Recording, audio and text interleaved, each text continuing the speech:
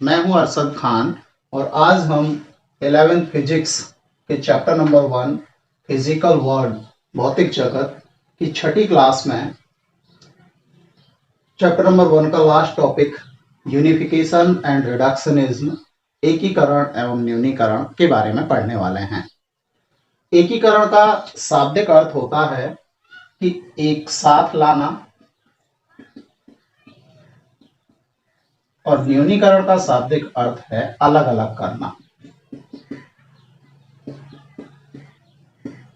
क्या मतलब है कि जब हम दो या दो से अधिक घटनाओं को एक साथ मिलाकर पढ़ते हैं तो वो एकीकरण कहलाता है, और जब हम किसी घटना को उसके छोटे छोटे पार्टों के रूप में इजी बनाने के लिए उसका अध्ययन करते हैं तो वो न्यूनीकरण कहलाता है। ये भौतिक विज्ञान के अंदर भी अप्लाई होता है। भौतिक विज्ञान के अंदर एकीकरण और न्यूनीकरण को समझने के लिए कुछ उदाहरणों के द्वारा इसकी बात करते हैं। तो सबसे पहले बात करते हैं एकीकरण की। तो सर्वप्रथम 1687 में महान वैज्ञानिक न्यूटन ने खगोलीय यांत्रिकी और पार्थिव यांत्रिकी को एकीकृत किया तथा बताया कि जो खगोलीय यांत्रिकी मतलब जो हमारी आकाशीय वस्तुएं हैं उनकी गति से संबंधित घटनाएं हैं, और जो पार्थिव यांत्रिकी पृथ्वी पर स्थित वस्तुओं की गति से संबंधित हैं, इनकी गति के अधिकांश नियम एक जैसे हैं, एक समान हैं। इसलिए इन दोनों को यूनिफाई कर दिया, एकीकृत कर दिया। इसी को कहते हैं हम पार्थिव यांत्रिकी और खगोलीय यांत्रिकी का एकीकरण, जो किसने किया? 1687 में न्यूटन ने किया।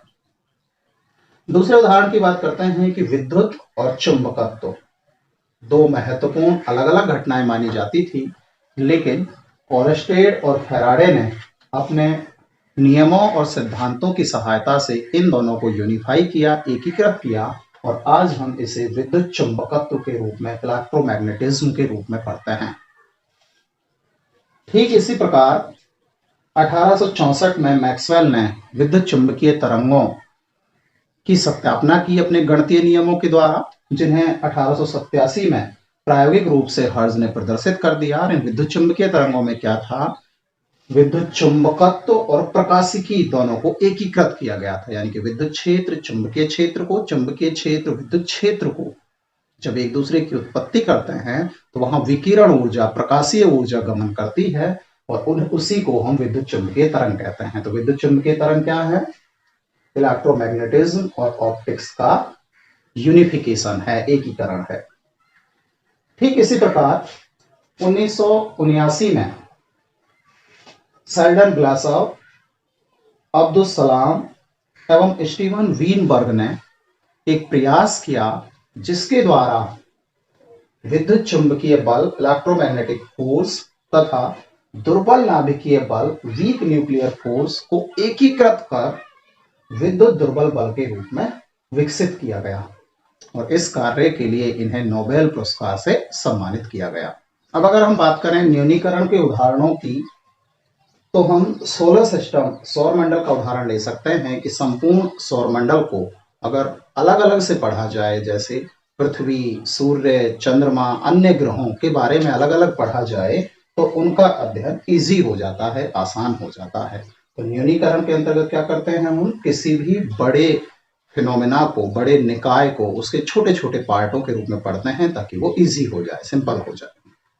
दूसरा उदाहरण ले सकते हैं हम ऊष्मागतिकी निकाय की। तो किसी ऊष्मागतिकी निकाय के अध्ययन के लिए अगर हम उसे उसके छोटे छोटे पार्टों में, जैसे तापमान, एंथैल्पी, एंट्रोपी, दाब, आयतन इत्यादि के रूप में अध्ययन करें, तो उस ऊष्मागतिकी निकाय का अध्ययन थोड़ा आसान बन जाता है।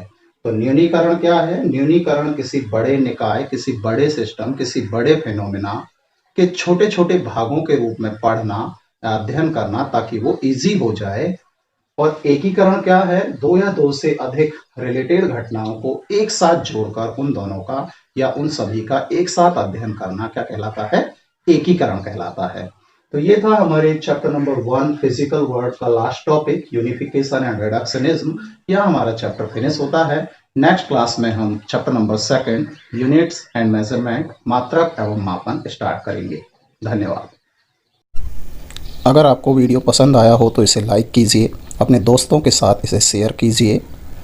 एफएमसी फिजिक्स क्लासेस चैनल को सब्सक्राइब कीजिए ताकि आप इसी प्रकार के अन्य वीडियो इस चैनल पर देख सकें। बेल आइकन दबाइए ताकि नए वीडियो का नोटिफिकेशन आपको सबसे पहले मिल सके। धन्यवाद।